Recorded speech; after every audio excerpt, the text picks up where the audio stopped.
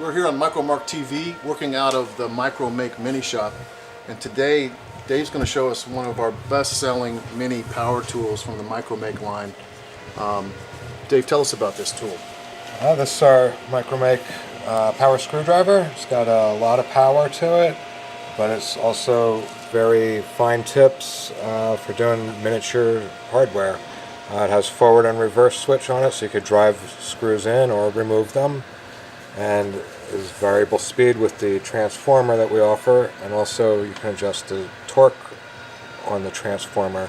So if you were driving in a screw and you don't want it to break the surface, you could reduce the torque down so that the drill doesn't have quite the power to go all the way through. So a lot of options with this tool. It's smaller than the Dremel, but variable speed as well. Okay, so I'm just going to drive a couple of screws in. Make sure I have it it's in reverse. I put it forward. Oh, my goggles, glasses. Okay, so I'm going to drive in this number 6 wood screw right into this 2x4 here.